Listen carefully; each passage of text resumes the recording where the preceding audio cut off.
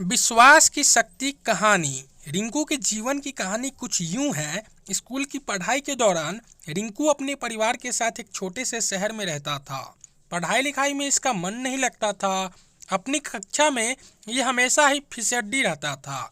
मुश्किल से किसी तरह पास होकर अगली कक्षा में पहुंचता था। स्कूल के बच्चों से लेकर मोहल्ले तक लोग रिंकू का मजाक उड़ाने में कोई कसर नहीं छोड़ते थे। रिंकू की पढ़ाई में कमजोरी से उनके माता पिता भी दुखी रहते थे।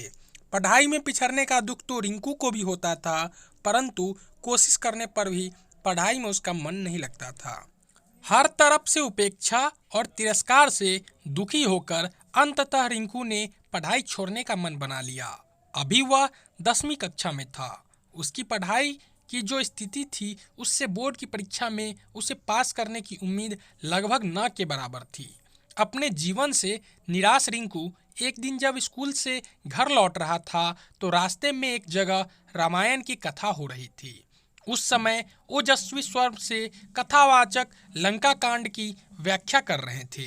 कथावाचक के ओजस्वी स्वर से बुरे ख्यालों में खोए रिंकू की तंद्रा भंग हुई और वह सम्मोहित होकर कथा स्थल की ओर चल पड़ा।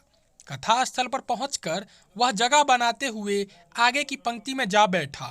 रिंकू को देखकर कथावाचक मुस्कुराए और अपनी कथा को जारी रखा। रिंकू एकाग्रता से कथा के एक एक शब्द को सुन रहा था। इस समय कथावाचक कह रहे थे, समस्या बड़ी गंभीर थी। सागर तट पर भगवान राम की सेना के सभी योद्धा लक्ष्मण, हनुमान, सुग्रीव, अंगद आदि गंभीर सोच में डूबे थे।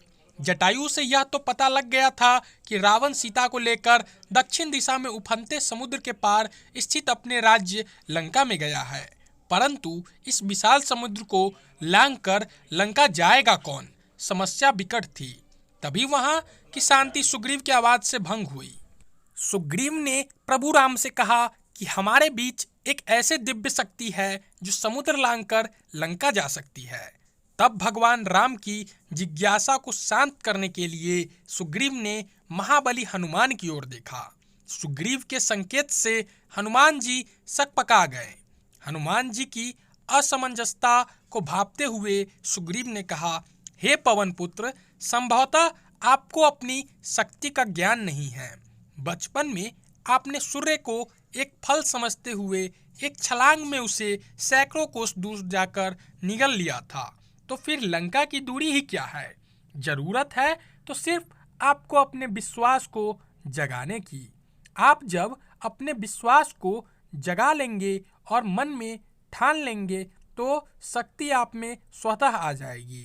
सुग्रीव की बात सुनकर एक तरफ जहां हनुमान जी को आश्चर्य हुआ, वहीं उनका विश्वास भी जागा और वे समुद्र लांघने को तैयार हो गए। अगले ही दिन उन्होंने पूर्ण विश्वास के साथ समुद्र लांघते हुए लंका की ओर प्रस्थान किया। रास्ते में मुश्किलों तो बहुत आईं, फिर भी वे सभी मुश्किलों को परास्त करते हुए लंका में मां सीता को ढूंढने में सफल हुए। वहां कथावाचक के एक एक शब्द को मंत्रमुग्ध होकर सुन रहे रिंकू का एक नया जन्म हो चुका था। कुछ समय पहले तक जिस रिंकू की आंखों से निराशा के भाव झलक रहे थे, अब उसकी आंखों में चमक थी। उसके शरीर में उत्साह और स्फूर्ति का संचार होने लगा था। कथा खत्म होने के साथ ही वह तेजी से घर की ओर चल पड़ा। उसे सफलता का मूल मंत्र मिल चुका था। वह मन ही मन सोच रहा था कि जब हनुमान जी ने अपने विश्वास के शक्ति से अर्जित कर समुद्र को लांघ लिया था, तो पढ़ाई कौन सी बड़ी बाधा है। उसी दिन से रिंकू ने प्रण लिया कि वह ध्यान लगाकर खूब पढ़ेगा और सफलता अवश्य प्राप्त करेगा। उसकी मेहनत रंग लाई। अपनी कक्षा में सबसे फिसड्डी रहने वाला रिंकू 10वीं की बोर्ड परीक्षा में सबसे अव्वल आया। इसके बाद रिंकू ने पीछे मुड़कर नहीं देखा और अपने जिंदगी में हमेशा अव्वल ही आता रहा। वह लोक सेवा की परीक्षा में भी प्रथम स्थान पर आया और अपने आप पर विश्वास की बदौलत वह सरकारी महकमे में भी पदोन्नति पाते हुए ऊंचे ओहदे तक पहुंच गया। इस कहानी से हमें यही शिक्षा मिलती है कि विश्वास की शक्ति को साबित करने के लिए रिंकू का जीवन तो बस एक उदाहरण है। हर एक सफल व्यक्तित्व के पीछे उस व्यक्ति का विश्वास और कुछ कर गुजरने के जज्बे का मुख्य योगदान होता है। जब किसी व्यक्ति में विश्वास का संचार होता है तो उसमें शक्ति अपने आप संचारित होने लगती है। फिर जब तन और मन में शक्ति यानी ऊर्जा का संचार होता है तो मुश्किल काम भी आसान हो जाता है। यही तो जीवन में सफलता का मूल मंत्र है। कहानी पसंद आई हो तो चैनल को सब्सक्राइब